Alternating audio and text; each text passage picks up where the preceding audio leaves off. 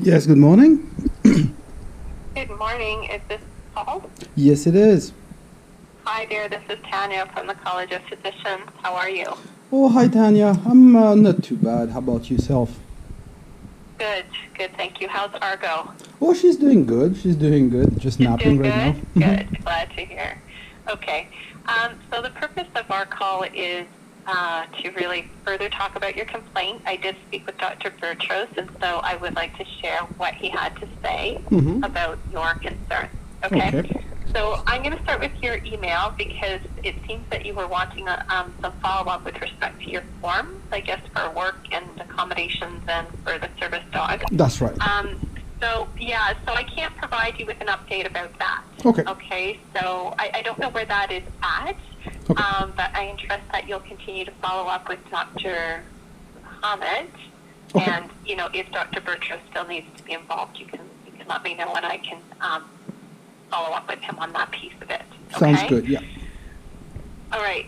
So with respect to your concerns, this is what he had to say.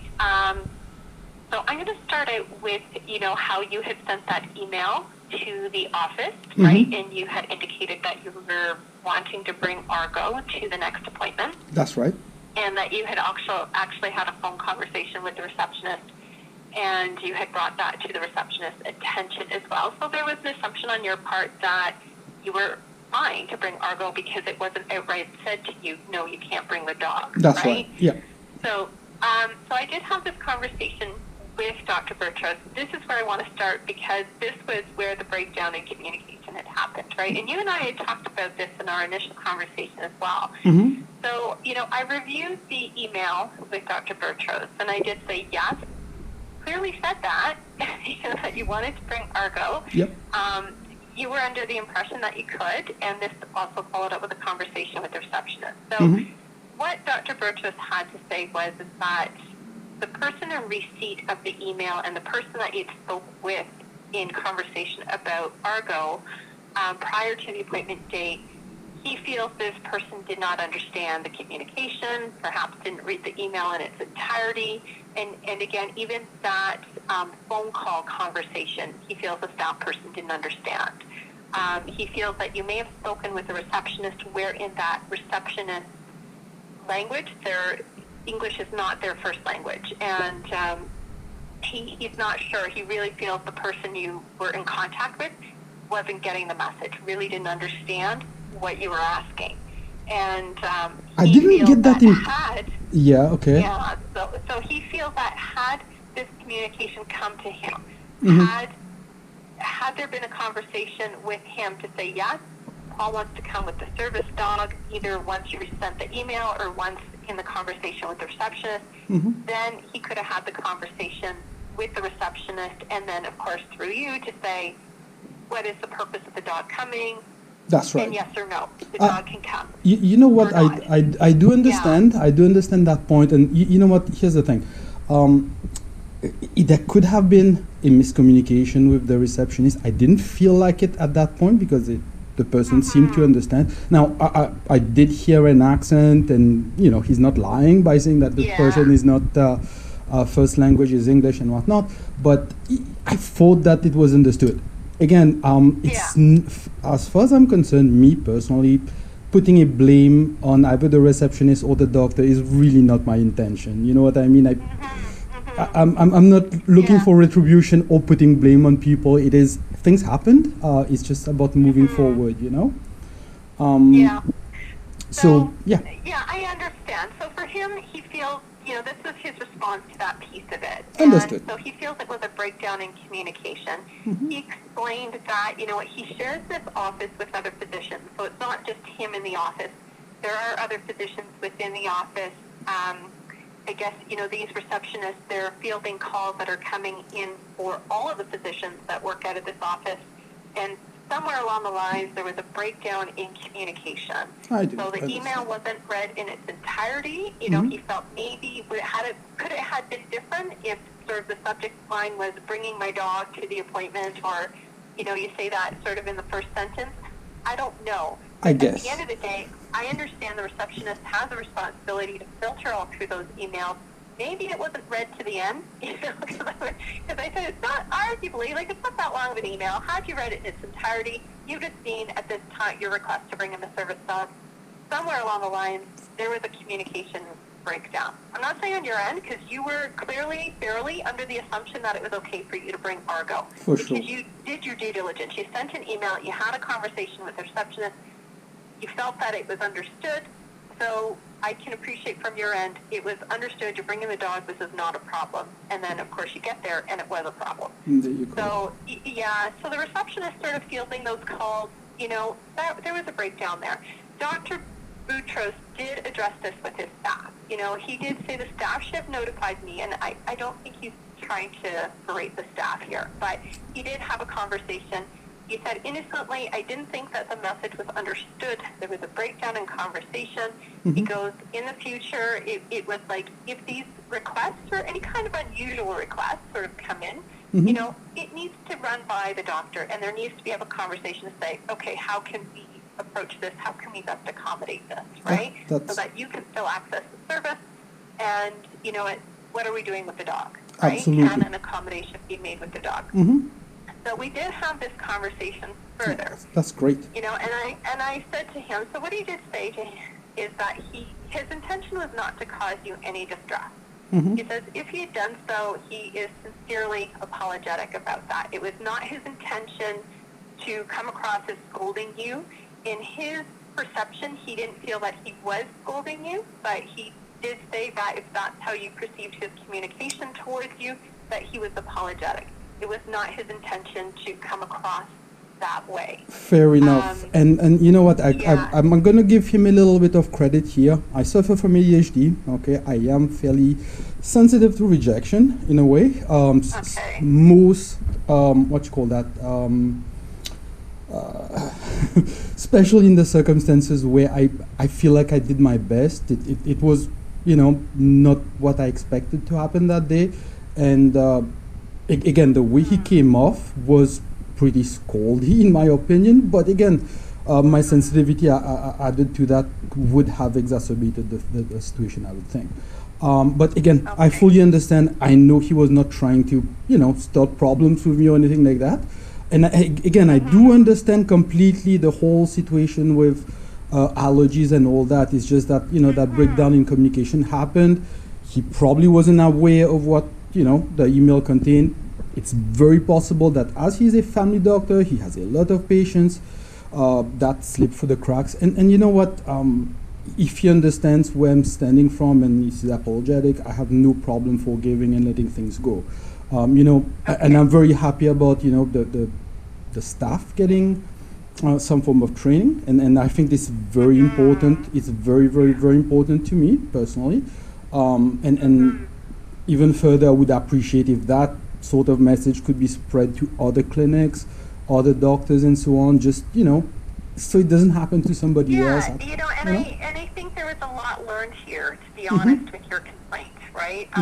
For everybody involved, even the reception, right? It's read information in its entirety, and if you're not understanding a patient's request, ask more questions, or get the doctor to talk to the patient on the phone or something. Absolutely, right? absolutely. So, and I did let Dr. Boutros know that you and I had the conversation, and you were very much in a position of understanding that there are persons that have allergies to animals, and understanding that there's also persons that can be afraid of dogs. Absolutely. And that you were not ignorant to that, that you were well aware of that. And so, because that was one of the things that Dr. Boutros had raised as well. He did say we do have patients that come to the office for allergies, and they do receive allergy injections. They also have patients that come to the clinic that have anxiety. Yep. And, he was very much concerned that if there's a patient that, if harm in some capacity comes to a patient because of the dog, he feels that it is his liability, right? Then he becomes responsible. I get so that. That's sort of where he was coming from, and I did say to Dr. Boutros that you were aware of those situations, right? You were not. It's not that you weren't informed, you and I also had the conversation that you're very conscientious in terms of where you bring the dog, and you try to be very respectful. Absolutely. Right? Mm-hmm. So I did say that to him.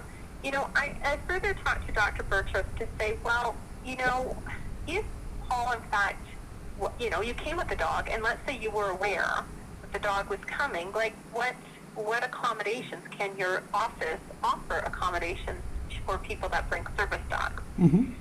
And so we did explore this further, and he did say, he did express some concerns that it is more of an open environment. Mm-hmm. But in further conversation, he did say that arguably, yes, an accommodation could have been made in the way that the patient could have been scheduled for the end of the day, right? Have the last appointment of the day. There's less other patients within the office. That would have been perfect. Arguably, they could have set a room sort of aside where, you come in to the office and you get directed right into a room with the dog. Yep. What he did say, though, right? So, and this is, I guess this was his challenge in, in sort of moving forward with someone that has a service dog. Mm-hmm. His concern is that, there's some discomfort in moving forward. So with that, I'll just say for clarity that Dr. Bertros decided to end the relationship with you. Okay. And he said it has to do with, he still has concerns with patients that have allergies and anxieties and phobias with dogs. Mm-hmm. He said what would happen is the logistics of it, right? Like, so even if they did the accommodations, yes, come with the dog, we can give you the end of the day appointment. He said logistically they have to go through the patients that are attending the office that day and then check if any of those patients that are attending the office may have allergies and anxieties. So they mm-hmm. feel that it would have been cumbersome mm-hmm. for them and not logistically straightforward. And so for him, he felt it would be better to avoid that situation than to find himself in a situation where it becomes problematic. Okay. He said, again, he was very apologetic for how all of this transpired. He did say that he was happy to help you in any other way that he could. He said if you're able to find another doctor, of course he takes no issue with providing you a copy of your medical records, which you're entitled to. Absolutely. Okay? Mm-hmm. You're entitled to a copy of your records.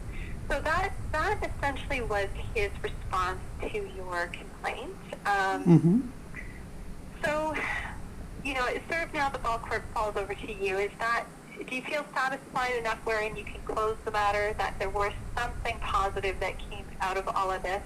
Well, and I'm still more than happy to follow up with Dr. Bertros if there's any outstanding paperwork on his end that he needs to complete for you. Right.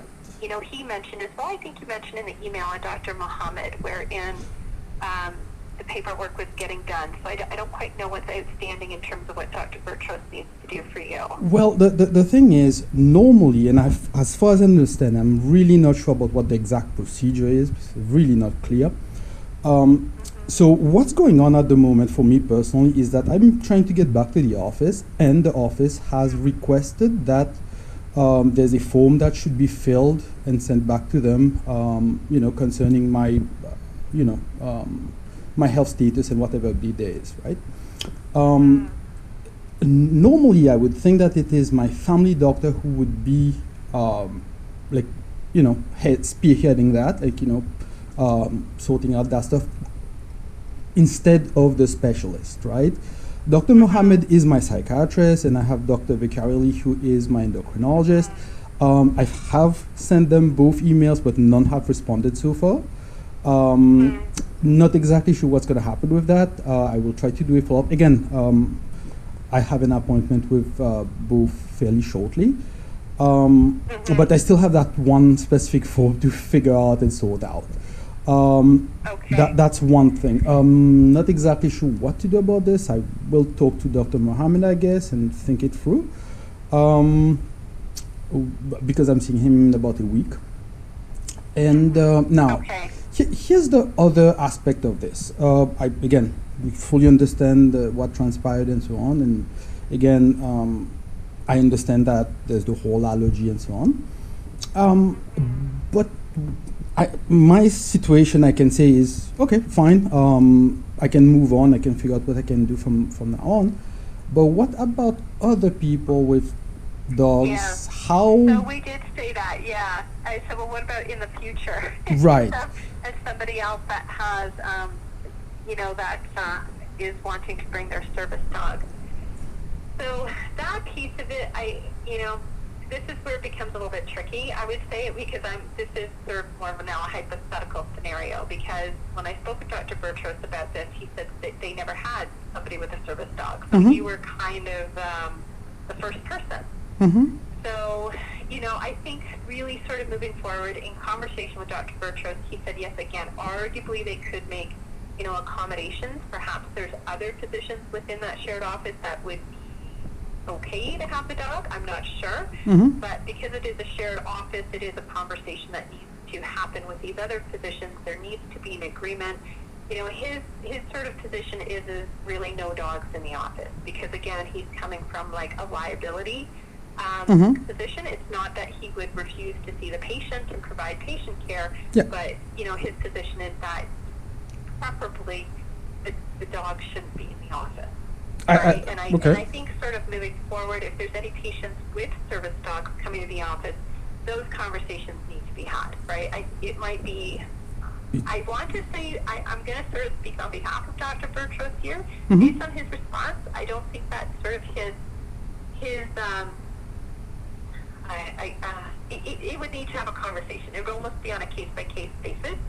And, yeah. So it wouldn't be like a hard no, but I think his sort of position is like he would prefer not to have the dog in the office. So not refusing care to the patient, but not having the dog in the office. Right. And maybe finding a different kind of workaround. And again, if the dog had to come to the office, then of course it would be, okay, what's the purpose? And can that person come at the end of the day? Do we have a specific room the dog can come into? And can we make sure that we clean that room adequately, so any subsequent patients coming into that room, there's no risk. And that's totally fair. And again, in my initial email to you, I completely understand that there's some offices that some people might be terrified of dogs, and I get that. Yeah. But on the what you call that, on the level of the college, okay. I'm sure you have a way to communicate with all doctors all over the place, and I think it's be very, very important to figure out who can and who won't let dogs in, because again, my situation is my situation. I can move on from this. I figure something out. But what happens if there is a blind person who has to have a dog around, and they can't really read, and if you call the receptionist and the receptionist doesn't really speak English, you know what I mean? They can't really be sending emails, or what would happen in this case? I really don't want that to happen, right? I'm going to have to answer that very diplomatically. Okay. Because, I can't be putting out a position statement for the college. That's not my role. Mm-hmm. But what I would say is then, the college really would have to look at, first of all, that future complaint would have to come to us. And then we would have to review that complaint, again, on a case-by-case basis, right? So we can't put out really a blanket statement. It's more of like, if there's a problem, and that person would need to file a complaint with us, and then we can approach it that way, as you did with us, right? You filed the complaint.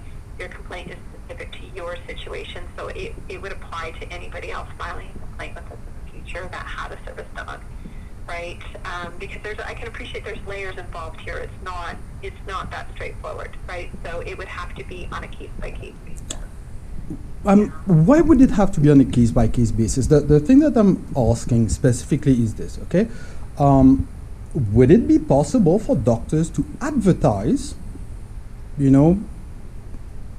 dogs on dogs on either their website or something like that, right? Because it's a very important thing, and if there's not a central authority that can, I mean, I can see that. Yeah, it would be up to the doctor's office. I actually did raise that with Dr. Bertros, about the office website, that there was really no information about patients with service dogs. Now, he didn't really speak to that. He didn't really sort of answer it because he's really probably not in a position to say, yes, we can put that on our website or not. It's kind of something where, the college would not put out, I don't foresee the college sort of putting out a statement about that. I think, again, it would be up to the physician and how they want to structure their care delivery model with respect to service dogs. Mm-hmm. So that, I don't foresee that's something that the college would involve itself in. So again, it really would be on a case-by-case basis. I would not foresee the college putting out a blanket statement on this issue, this particular issue of patients with service dogs, and what is the expectation for doctors' offices. Why would the college not be involved with that, you figure? I don't know if I could really answer that, to be honest. I think, if I were to answer that, it really is on a case-by-case basis. I think there would be sort of a lot of layers involved with that. It's not something that's that straightforward. Well, okay, so we're talking case-by-case basis, so I can't. So this is not a conversation that I can really, sort of continue with it. I'm not really the right person to have this conversation with. And you're looking at sort of a broader policy change within the province of Ontario. Yeah, then I'm not the person to have that conversation with. Would you be able to indicate me who I could have that conversation with? I wonder if it would be, if it's something like with Service Canada. Like, I almost feel like this might be more of a ministry, Okay. Yeah, with with accessibility services or something like that. Yeah, because it's a broader goal, right? Fair enough. That's kind of, I'm thinking that's maybe where you could start, and maybe, I don't know if it could direct you any further, but I'm wondering if it's like with Service Canada through accessibilities or something like that, that's sort of an initiative that you can pursue with that avenue. All right. Okay. I guess I'll look into it. Okay. All right. And if it is something that the college, again, I don't know if it's something that the college would involve itself with or not, but if the ministry felt it's something that the college needed to also be involved with, and then that's sort of, their direction, their take on it. But it's not something that I don't think it's really, I can't answer that. This is sort of beyond the work that I do. I get it. Not to worry. I'm sure you don't make the rules and whatnot, so I get that. No problem. Thanks for understanding that. Yeah. Okay. Well. So, with that, are you satisfied that we can close your complaint here with the college? Satisfied? Well, not exactly. No, I hear it. Right? I have an explanation. I don't have a family doctor, and I don't have a a steadfast rule to tell people who have service dogs. I don't know if I can call that satisfied, to be honest, but I understand that you did what you could, right? We're willing to close your complaint. It will stay on the doctor's record, right? So it will inform any future complaints we get. We do track all complaints. So I guess I should rephrase that. Are you willing to close the complaint with the college? Well, unless there's a different option. Well, the alternative is, if you wanted to escalate this, it would go to a panel of people for review, basically. But I don't know what more you'd want to get out of that additional review process that you haven't already achieved through here. You know what? Actually, on the last point, yes. I don't want to pursue anything further with the doctor, whatnot, but on that, finding out what the general rule is and how we can go further, I would definitely like to talk to somebody else. I know it's not your job, right? But that's where you would need to talk to the ministry, right? That's not our work here at the college. Right? Okay. You need to talk to the Accessibility Service Canada about that. Mm-hmm. If you're saying what you can do to improve things in the future for the broader public, right? Right, because you know what, the law says one thing, right? The law says one thing, and you can't give it case by case. That doesn't make sense in my mind, right? I'm not. It's a very difficult position to be in because I do understand that there's reasons and so on, but at the same time there is a different definition in accessibility Ontario and whatnot. So, what to do next at that point? Well, you know what? Let me think about this a little bit and get back to you via email. I guess maybe a couple days. Sure. All right. Yeah, that would be fine. Sounds good. Well, thank you very much, dear. Okay, you're welcome, and thank you for your time and your availability this morning. Well, thanks for calling me back. Right. You take care. Have a good day. Bye-bye. You too. Bye-bye.